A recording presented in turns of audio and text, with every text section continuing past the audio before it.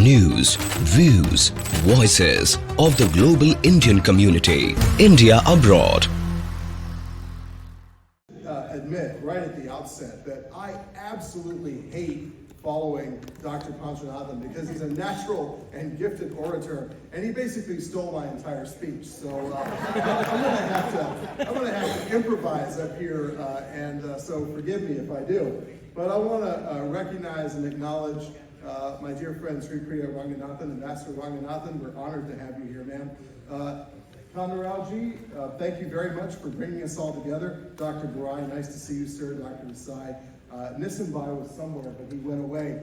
We all go back a long ways. And I should start my remarks with a bit of a disclaimer. I am a mere pensioner. I am a retiree. Uncle Sam pays me to draw breath, but nothing else. So when I speak only for myself. But I should talk a little bit about what I do. I'm the president now of the United States India Business Council. We are a business council housed in the U.S. Chamber of Commerce that was established in 1975 at the behest of both the Indian and American governments to try to enhance the business and trade and investment ties between the people of the United States and the people of India. And we've been very proud to do that and very honored to do that and privileged to do that for almost 50 years. But friends, since Dr. Panchanathan stole my speech, I'm going to tell a little story. As a young man, my parents lived in Africa. My dad had a UN assignment.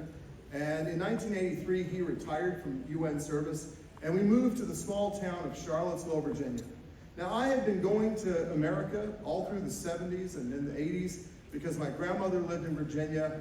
And when I would come from Lusaka, Zambia to Virginia, people didn't know what to do with me. You know, here's me, an Indian American kid in Newport News, Virginia. I was extremely exotic when I went with my grandmother to church. And when we moved to Charlottesville in 1983, we were extremely exotic. My mother wore a sari everywhere she went.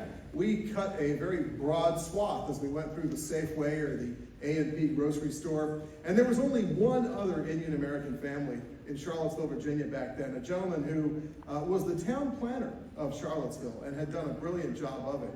So we felt very kind of aware of the fact that we were Indian American.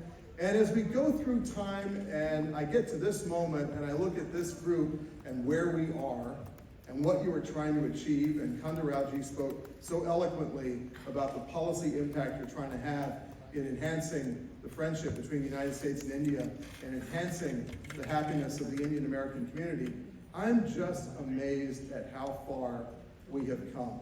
And I think we all ought to feel very proud of ourselves. There are all kinds of statistics. The one that sticks with me since we're in the Congress and they do the budgets, which I'm very mindful of as a retired government official, is that Indian Americans are about 1.5% of the population of the United States, but we contribute 6% of the tax revenue of this great country. And I think that's another amazing achievement.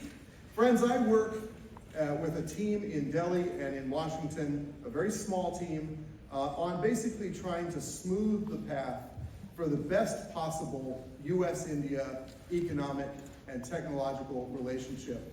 Dr. Panchanathan talked about the technological relationship. I don't need to recite that again. What I can tell you is the private sector is the essential partner of the two governments in enhancing our cooperation as two great democracies and two high-trust societies, so that when the world develops the deep tech and the future tech of the 21st century, whether it's semiconductors, or it's cybersecurity, or it's artificial intelligence, or it's quantum computing, or it's defense platforms, outer space, vaccines, that the United States and India and our great democratic allies and partners stand at the forefront. It is critically important. And so our companies are American and Indian, about 70% American, 30% Indian, and they're the leading companies of both countries working in partnership with government. Why am I so proud to tell you that? Now here comes the story. In 2000, I was the Special Assistant to the Undersecretary of State for Political Affairs, which is a very long title that basically said I did whatever the Undersecretary of State told me to do. So At a certain point, when I still had hair, I was a lot thinner, I probably had more money, the Indian Foreign Secretary was visiting town. And so my boss was his counterpart for discussions. And mind you, this is 2000, this is almost a quarter century ago. So you have to prepare the agenda, you got to work with the regional bureaus, make sure they bring in all the paper. And then my special value added, my great skill and talent, was to make sure we had tea in proper china, we had coffee, we had proper, plates and things. We didn't just have plastic cups as the State Department usually does. And so the great men got together and they, the delegations talked, and they were in there for 4 hours with very nice tea and things. And it was a horrible discussion. They disagreed on absolutely everything. Everything you can imagine. Regional issues, bilateral issues, economic issues, everything. Just a festival of disagreement.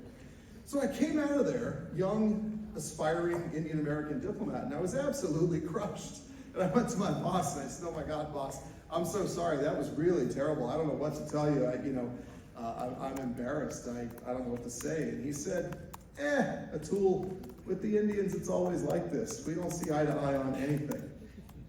And let me tell you, friends, 24 years later, and I have been privileged to be in the meetings at the apex of discussions between our countries, there is no limit to what the United States and India agree on these days.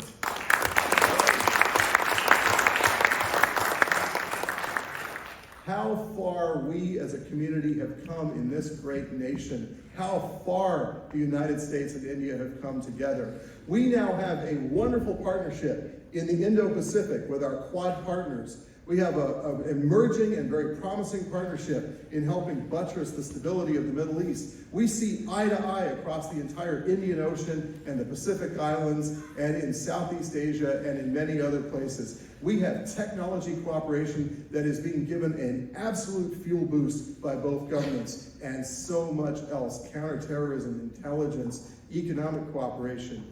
And that's where I feel very privileged to be able to play a small role in trying to smooth the path so that we achieve a couple things that are very important. One, we get to at least $500 billion in bilateral trade in goods and services between the United States and India. Our two democracies have a great deal of untapped potential on the economic and commercial and investment front. Dr. Ranganathan knows that there are a lot of Indian investors in America, a lot of American investors in India. Investment creates prosperity. It does not create debt. It creates taxes and revenue, employment. It creates real transfer of knowledge and know-how, and it creates strong, free, open, independent, sovereign nations. And so we have a natural partnership, as Atal Bihari Vajpayee said. We need to work on getting to the full potential of our bilateral trade. And this is where I would urge our community to talk to their members of Congress and to policy leaders in both countries and say, let's be more ambitious. Let's work toward facilitating trade through things like digital services agreements and bilateral investment treaties and so much else that can really energize the U.S.-India relationship. Friends, we have come a long way. You've been a wonderful audience. I want to thank you very much for the opportunity, to FIDS and to Kandarauji for giving me this opportunity, and I wish you great success with the rest of the event. Thank you.